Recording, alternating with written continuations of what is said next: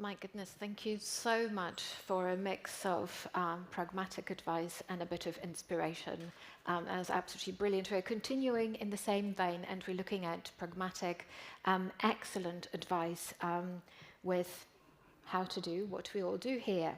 So we are going to listen to a panel on invest, build or partner, rethinking corporate venture models. And the panel is going to be moderated by Stefan. And with Stefan, there will be Edward, Frank, and Ina. So please give them your warm welcome.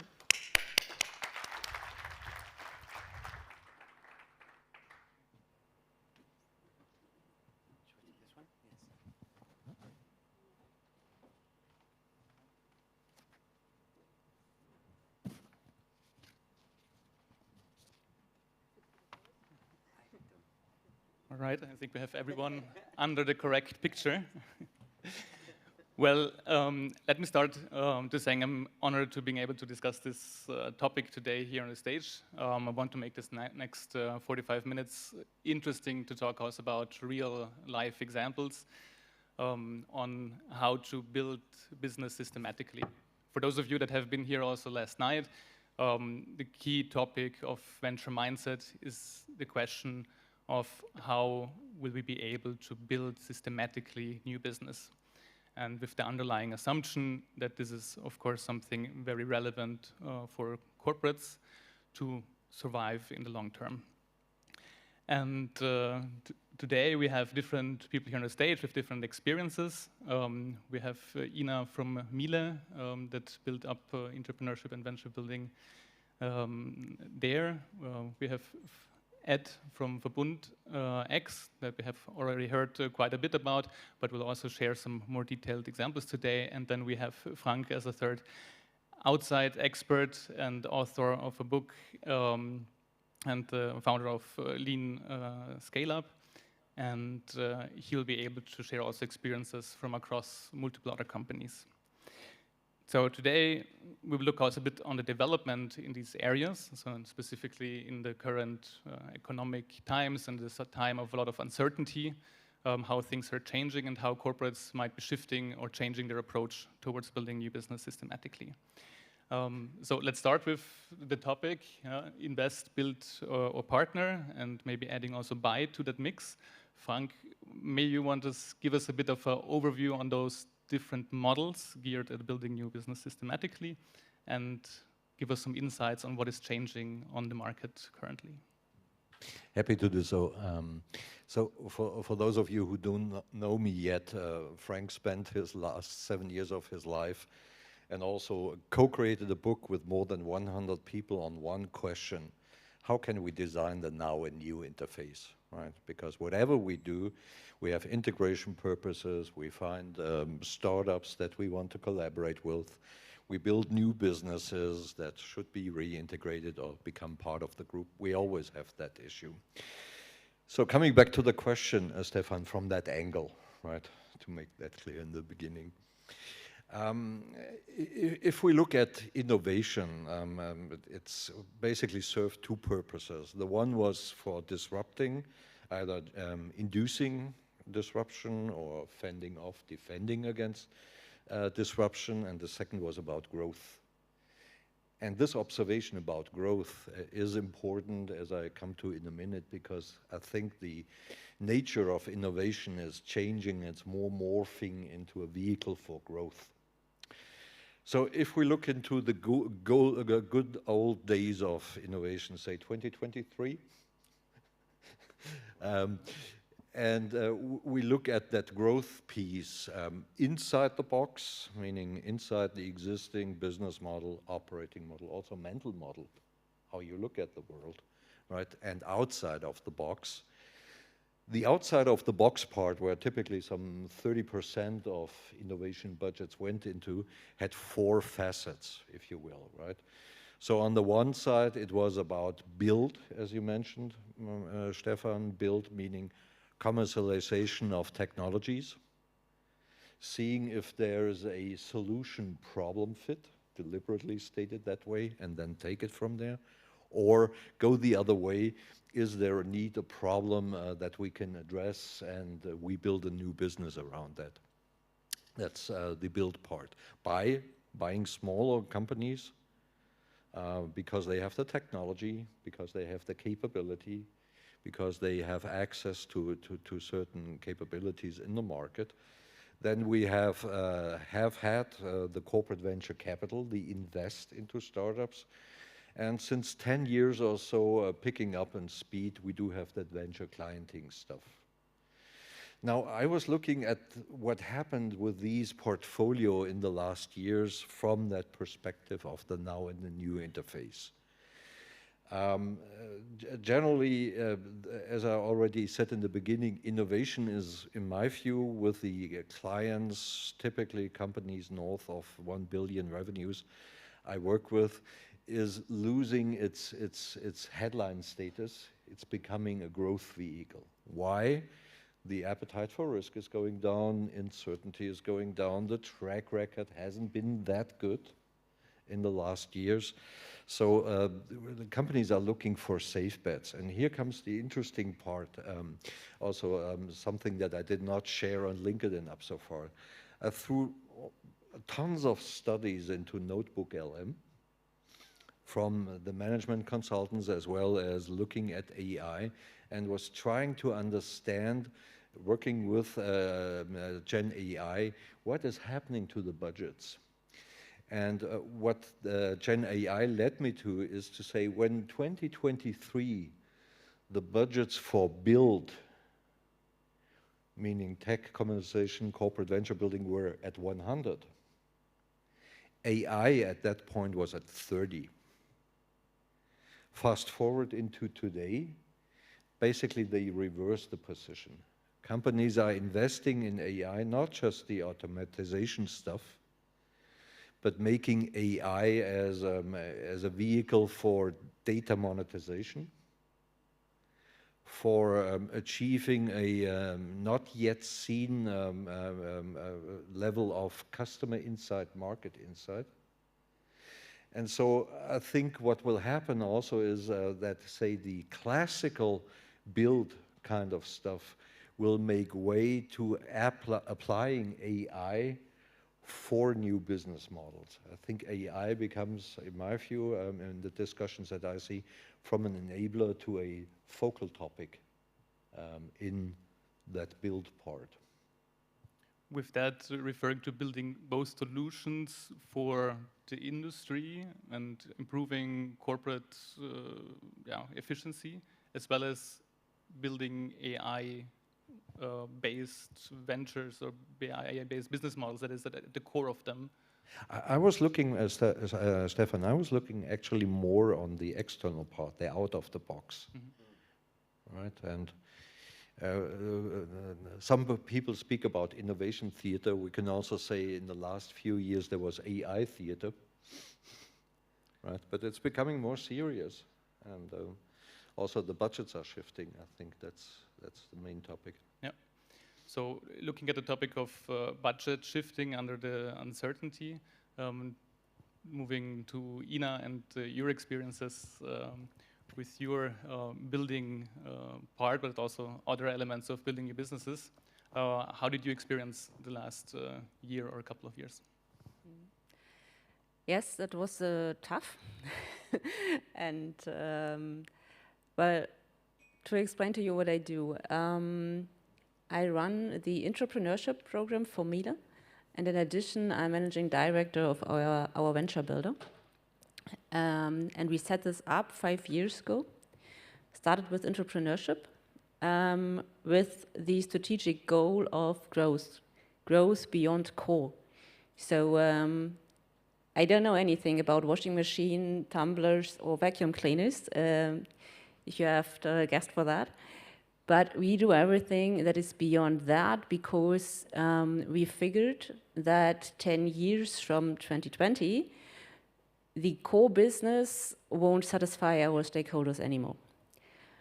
They are consumed and busy with closing the revenue gap that is caused by the normal S-curve of their products.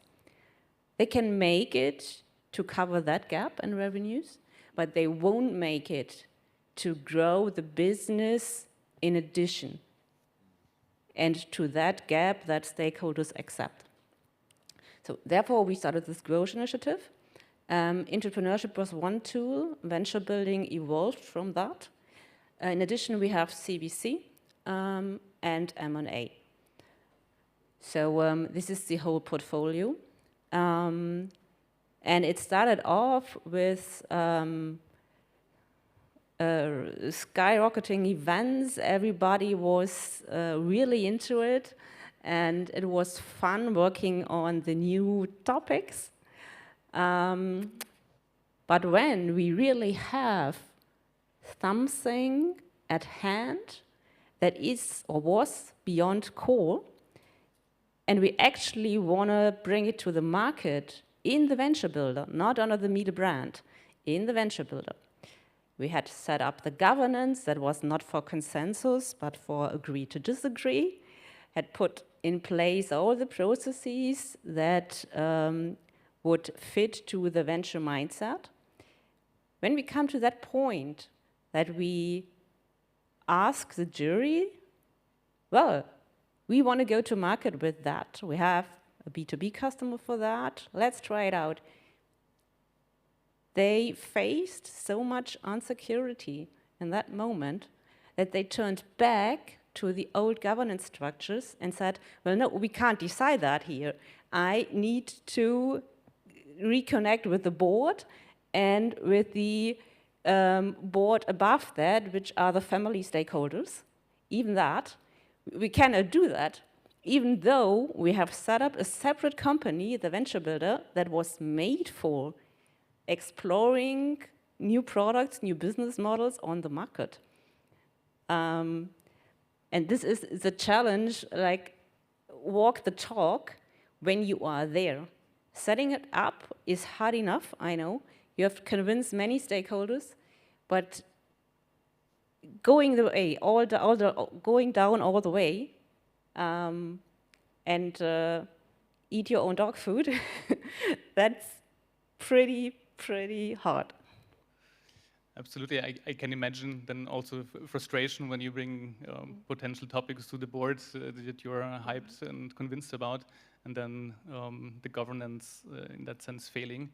Is that something where we can learn from CVC structures or VC structures in general, where there's a clearly defined part of or clearly defined strategy and clearly defined decision makers, where you might not need to go to the board for every investment? Ed, how is your experience? It's my turn now. Okay. Now good, it's good. your turn.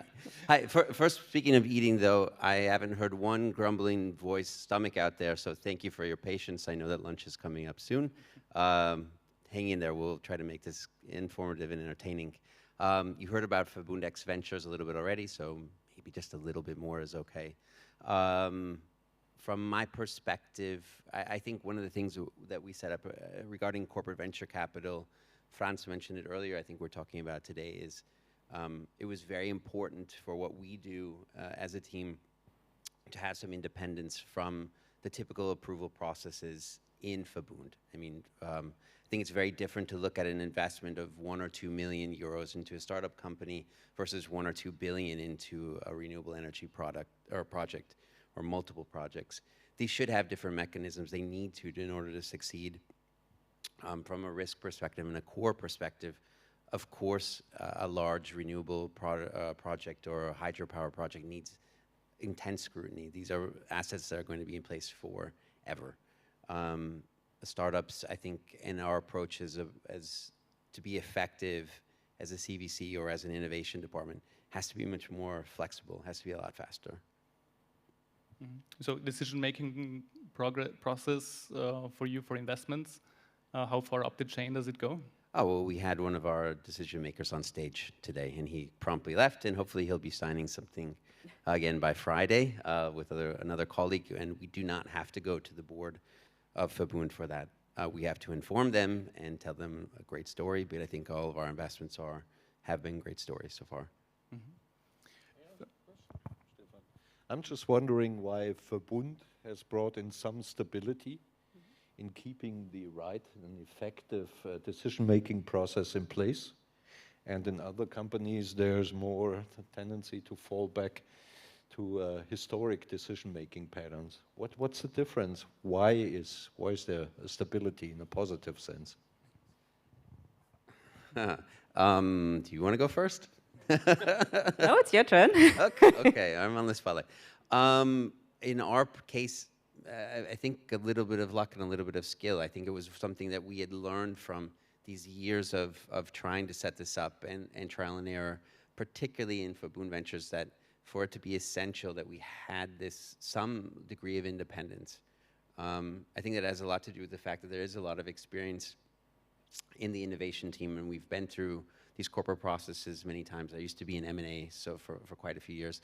Franz also has had his efforts with that. Some other team members have also been through a lot of long approval processes as well. So I think we knew this, that in order to, I think, be able to decide quickly and adapt quickly, we needed to have at least something cooked in to that we had independence. And it's not a heck of a lot. We're not talking about tens of millions of euros that we can approve on our own, but it's enough, I think. I agree. I think independence and experience are two factors that can explain. Well, independence we have. Experience, well, you can judge that by your own, whether 5 years is much or too less. But what I would like to add, a social or a mindset component. Miele is a traditional family-owned company. And every year, 2 of the family members are in the board. And this comes with very many advantages. Quick decision-making when you have them on board.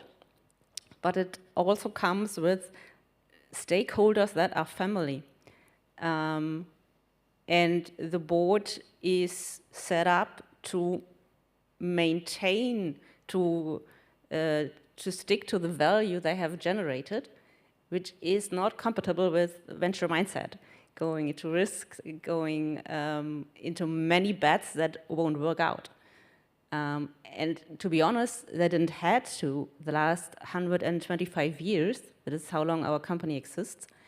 It's even now that the economic circumstances force us to decide whether we double down on innovation or quit.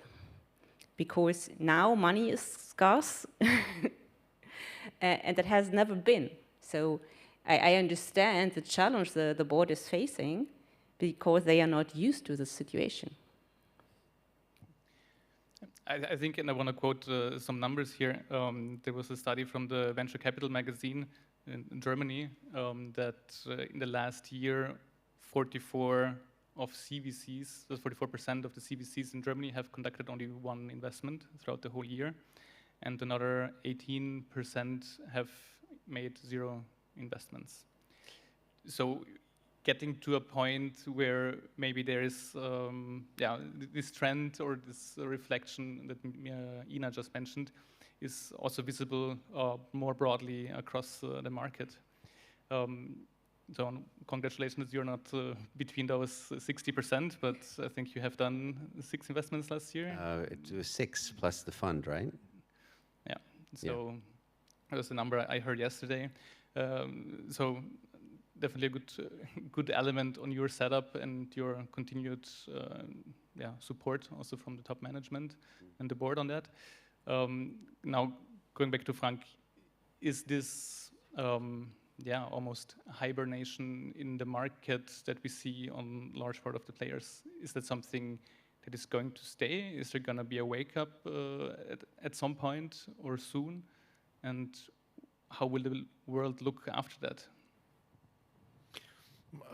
From my view, I think it has all the elements that you mentioned, but the clear message is that the companies are looking for safer bets when it comes to innovation/growth. As I said earlier, growth seems to be, for me, as the emerging headline. And maybe a good advice for a corporate innovator would be to sing that growth song. May I add on that? Yes, I do. However, my experience from the last 3 years is that they are not willing or not able to finance 100% of this growth part by their own anymore. The unfair advantage corporate startups had until like 2 to 3 years ago is that they don't have to care about funding because a corporate was funding the startup. This time is over. Corporate startups need external funding because a corporate is not willing to take the risk of developing it all on their own. And I am curious to learn about the mechanisms you all have in your minds and heads. How are we going to do that? Because when I know one thing is that traditional VCs don't invest in startups where corporate sits on the table. Yeah, and I think see some elements maybe slowly shifting and some starting to accept minority positions there. Looking at Verbund and maybe some such companies come across your scouting radar, but also looking at some of the venture building activities that you do, where you also had a feeling, I think, let's not do it all on our own. Right. How did you go about that? Harold, do you want to come on stage and answer this question? I think there is a challenge there, and I think it's one that, yeah, we have to probably find a solution for, is that I think it would be this sort of great gold standard, and I think there are examples in the market where a corporate venture, a corporate startup gets founded internally and can find external financing. I think it's still a pain in the ass to make that happen, but I think that maybe one answer, one that we were discussing before that ran across my mind, is that maybe other corporate venture capital teams can be an enabler of that, because I think for us in certain circumstances, we might be a little bit more open to having another, because we understand how it is to start and launch a corporate venture, and maybe some of the other sort of corporate and institutional dynamics in there, and maybe our goals and achievement, or our goals and targets aren't as straightforward about returns as VC. So maybe there are strategic elements of that could make sense, and I think that while we as Verbund Ventures do not see many corporate-based or corporate ventures as far as investment rounds or investment opportunities on our desks and in our deal sourcing and our deal flow, I would hope and I think that we could look at those things with open eyes. Whether or not we actually do that, I can't say, because I haven't seen one very recently. Frank wants to comment? I'm just curious, trying to help Ina. Does anyone here in the audience had the case that a corporate startup or a corporate scale-up was co-funded by a third party?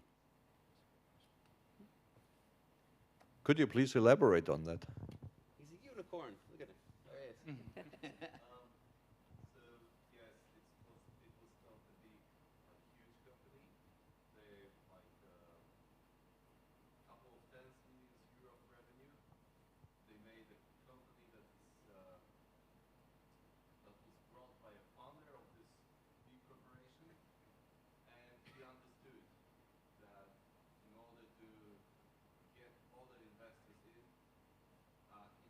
There he is.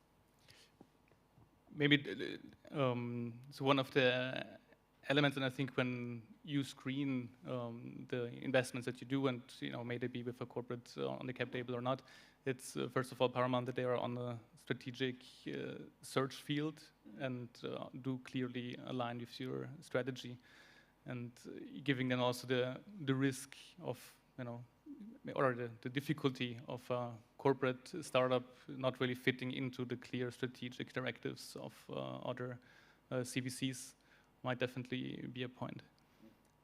And I think what I see in the market now, and maybe also with the announcement this week or last week from Intel Ventures to retake over or not spin out the Intel Ventures, but really keep it as a core element to generate new growth. At the same time, also really limiting the strategic scope and having it clearly making only more selective investments into topics that are very correlated. Is that something, Ina, that you also see? So when you're looking for investments, so having a hard time to find investor where you really fit their strategic goals, might that be a second option? And others, I don't know, in any ongoing projects or investments in your CVC arm, is there also happening a strategic closing or narrowing down of the search fields? Yes, there is. Regarding your first question, when I am looking for money for the ventures we have, of course, as I know, VC is probably not an option. I approached many strategic partners. But one search field I can talk of is we have sleep tech. So do you find another corporate that also has the same strategic search field of sleep tech? Well, that's a gold nugget.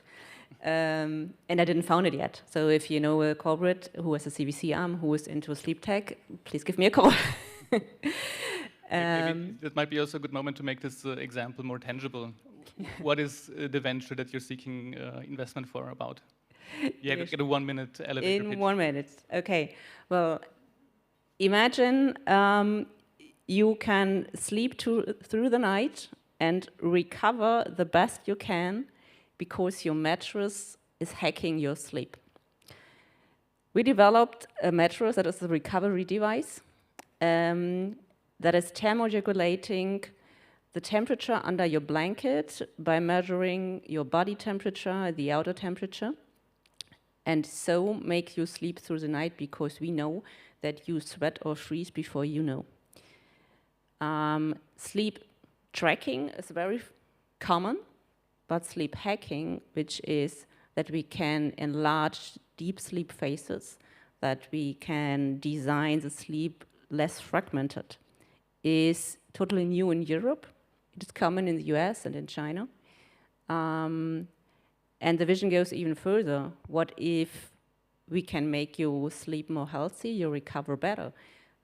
Wouldn't you ask your insurance company to, well, reduce your payments? What if an insurance company knows that you get sick before you get sick? Well, there's a wide field of services that can be applied to your mattress in the future. And this is what we are looking for. We're looking for an investor that is interested in designing the future of sleep. All right. Thank you, Ina. There might be Ina, somebody if we in the can audience. figure out how to decarbonize sleep tech, probably VERBUND Ventures could use that as a search field too. This sounds good. Actually, we have a filter in our ventilators. Perhaps. All right, we should take notes. Yeah. All right. Maybe to start rounding up this discussion also, looking at the other 40% that kept investing, and we are also going, from whataventure published in a couple of weeks, a study where we looked at venture builders across the German-speaking area, and also there we have 60% of the companies that do state that they kept the budget the same or increased investments over last year, and similarly expecting to do so also the 12 months forward. So there's also still a part of the market that is doubling down. And starting maybe with Frank, what might be considerations? What do those companies do differently? And what might then the others that will wake up again from their hibernation in maybe when the economy picks up again do differently in building new businesses? Two thoughts come to mind, Stefan. On the one side, it's about, say, not looking for these far-out potential wins, but with rather safe incremental steps to that. So what I see coming up more as a topic is road mapping. So here's the big ambition, going even to insurance and companies. How can we put this onto the 12 to 18 month cycles, which obviously has the additional advantage to align with the corporate planning procedures. So how do you align a 5-year perspective with an annual corporate planning cycle? Hard to do. I think that forces the corporate innovators, corporate growth architects, whatever the name will be that comes out of that, to more be compatible with the way that the now ticks, which at the end of the day funds the whole party. And the second is one of the case studies that we looked at when we created the book Now and New in the interfaces. What could be a role model for finding an optimal structure? And we found at least one really convincing case study, which is Ford Motor Company. Ford said, we are living in times of disruption. The internal combustion engine is getting to its end. The new is not convincing and big enough yet. How do we manage that transition? And what Ford did is they basically split up the whole company into sub-companies. One is centers around the internal combustion engine and manufacturing excellence. And the other one about battery-powered vehicles and mobility services. But they do have defined bridges where these two sub-companies support each other. And when you delineate what Ford did, you get to a couple of things that make up an effective structure. So now should have, for instance, a seat at the C-suite table. We talked about the bridges that need to be defined, not just the separation part, but also the integration part. And another piece would be, for instance, that each of these two parts of the company have an end-to-end process, right? Starting with the search fields, right? But thinking through until there's a scaled-up business and all the ecosystems that you need to run the whole process. That would be my answer to that. Okay.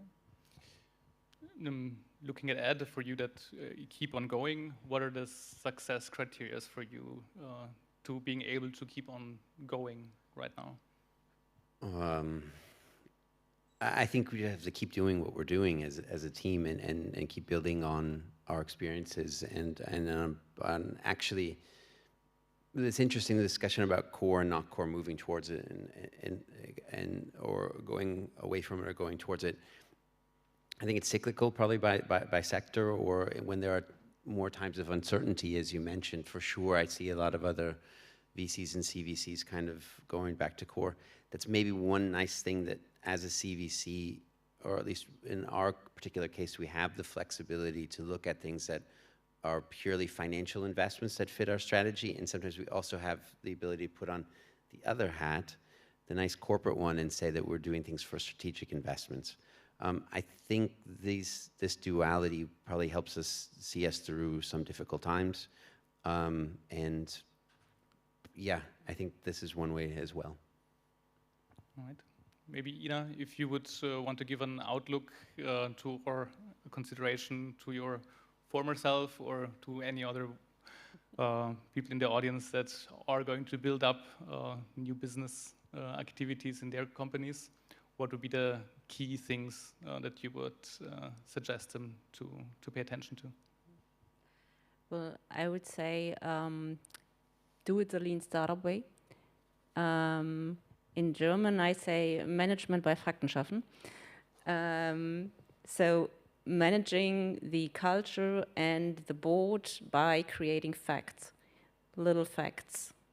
Let them have the time to experience what it means to face insecurity, and not putting a whole concept on the table the first day you start.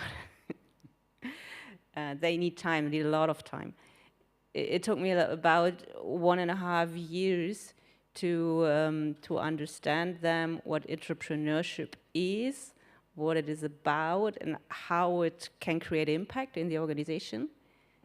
Another 2 years to explain why it needs a separate venture builder that does not interfere with the internal processes. Because everybody was telling me, well, the thing you are going to do there, this is the, what is 𝐬𝐲𝐬𝐭𝐞𝐦𝐵 in English? A bypass of the corporate purchasing and IT department, not to speak about the employee council. But by time and by many little examples, they understand that it is causing inefficiencies in the corporate when you don't put it outside. But it takes long, hard learnings. It takes time. So there is a lot you can learn from other examples, but the organization itself also needs to learn from their own examples, seeing where its boundaries are, where their current processes might not work and they might need other vehicles. And then it becomes relevant to setting things up in a different way. You have to experience the pain by yourself, yes. All right. You were going up for a last comment, and then... One more thing, circling around that growth thing. A couple of weeks ago, you find it on my LinkedIn profile, I had a workshop with some 15 CXOs from different companies. The major headline was growth, right? And I was the guy for the out-of-the-box growth. One of the exercises that we did is we asked these 15 people to put their post-its for their major growth initiatives on a kind of Ansoff matrix. There were 50 post-its, 37, 39 or so, if I recall it, were inside the box. But then we discussed, and we found that 1/3 of them was actually at the edge of the core, right?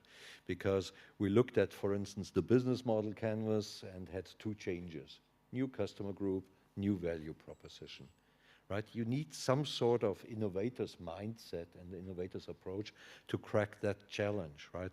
Or you found you need a new capability that you need to generate via startup collaboration or other pieces in here.